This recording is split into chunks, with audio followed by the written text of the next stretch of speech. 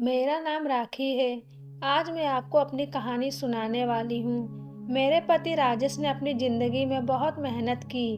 वो ज़्यादा पढ़े लिखे नहीं थे, इसलिए हमेशा से मेहनत और मजदूरी का काम ही उन्हें मिला और घर चलाने के लिए उन्होंने यही किया। हमारे 2 बच्चे हैं, बेटा 10 साल का है और मेरी बड़ी बेटी 16 साल की है। अभी तक मेरे पति ने जैसे तैसे अपना घर चलाया। इस उम्र में भी आज भी हम वही हैं। अगर काम नहीं करेंगे तो खाने को नहीं मिलेगा, घर नहीं चल पाएगा, बेटा और बेटी की पढ़ाई पूरी नहीं हो सकेगी। मेरे पति की अब ऐसी स्थिति नहीं थी कि वो मेहनत और मजदूरी कर सके। उनसे अब यह काम नहीं होता था। अब हम क्या करेंगे? कैसे अपनी जिंदगी को आगे बढ़ाएं? कैसे कमाएं? मुझे और मेरे पति को यही चिंता खाए रहती थी। नौकरी नहीं है तो अब क्या फिर? मुझे एक दिन बैठे यह ख्याल आया कि क्यों ना हम एक छोटा सा ढाबा खोल ले। शहर के बाहर जहाँ से वाहन और गाड़ियाँ आती जाती है, वहाँ टीन का छोटा सा छपरा बनाकर चाय और खाने का एक छोटा ढाबा खोल सकते हैं। मैंने अपने पति से यह कहा। उन्होंने कहा कि दुकान खोलने के लिए पैसे। मैंने कहा टीन का छपरा लगाना है, बस उसके लिए पैसे लगेंगे, बाकी सारा खाना बनाने का सामान हम घर से ले जा सकते हैं। थोड़े पैसे मैंने अपने परिचित से मांगे ताकि हम अपना छोटा सा ढाबा शुरू कर सके।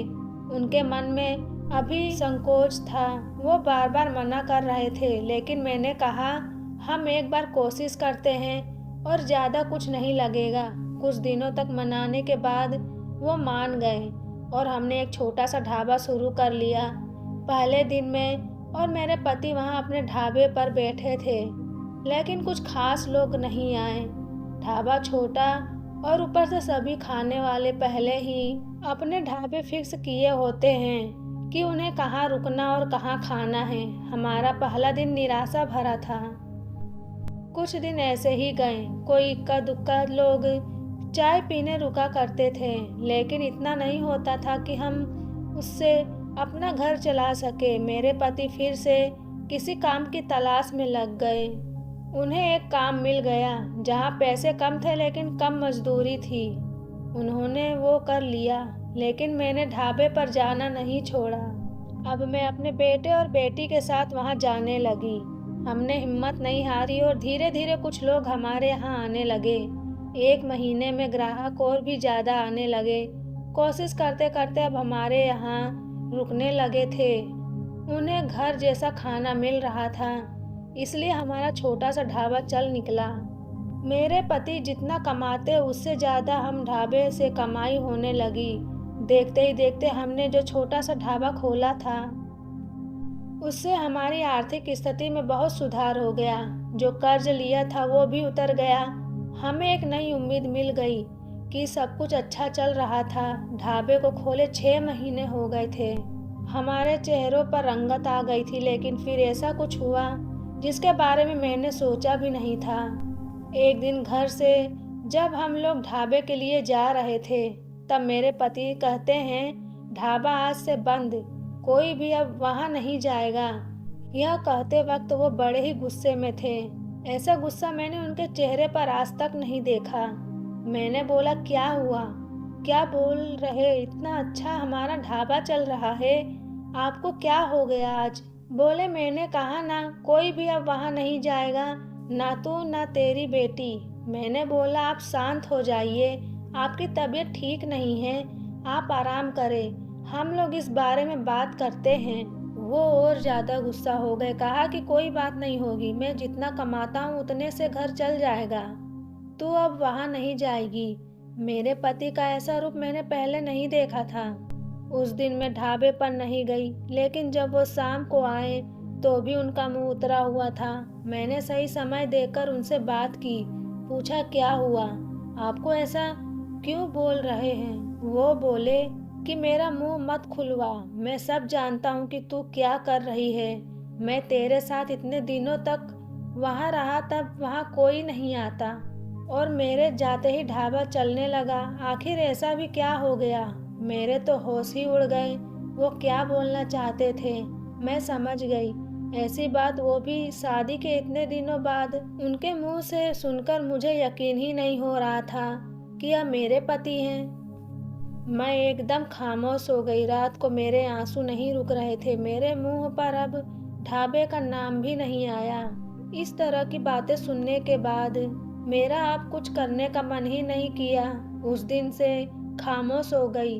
अब कुछ करने को कहने को बचा भी नहीं था। मैंने सोचा था कि उनको कोई सफाई नहीं दूंगी, वो अपना काम करते रहें, लेकिन उनकी कमाई कम थी, उससे अच्छे से गुजारा नहीं हो पाता था। कुछ ही दिनों में जो पैसा जमा किया था वो खत्म हो गया। करीब 3 महीने बाद ही उनकी तबीयत खराब हो गई और वो बिस्तर पर आ गए। काम नहीं कर पा रहे थे। मैं जैसे तैसे उन्हें संभाल रही थी। घर में जब पैसा खत्म होने लगा तो कर्जा लेने की नौबत फिर से आ गई। मैं चाहती थी कि कहीं किसी के घर जाकर खाना बनाने का, बर्तन धोने का काम करने लगूं, लेकिन उनकी तबीयत खराब थी और मैं नहीं चाहती थी मेरी किसी भी बात के कारण वो फिर उसी तरह की बातें करे। एक दिन वो बिस्तर पर थे, मैं उनके लिए खाना बना रही थी, तब उन्होंने मुझे बुलाया। बोले, मैं जानता हूँ उस दिन की बात तुम्हें बहुत परेशान कर रही है, लेकिन और तुम्हें लग भी रहा होगा कि मैं तुम्हें यह कैसे बोल सकता हूँ, लेकिन वो शब्द और बातें मेरी नहीं थी। मैंने कानों में ऐसी बात आई थी, अपनी रिश्तेदारी में ऐसी बात हो रही थी।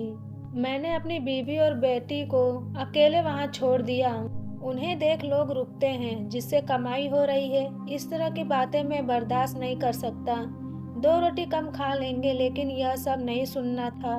समाज और यहाँ के लोग, खासकर आपके परिचित और रिश्तेदार, आपको आगे बढ़ता देख बहुत कुछ कहने लगते हैं, लेकिन लोग इस हद तक गिरते हैं, मुझे इसका पता नहीं था। और मेरे पति भी उनकी बातों में आ गए। उस समय मैं भी होती उनकी जगह तो शायद यही करती।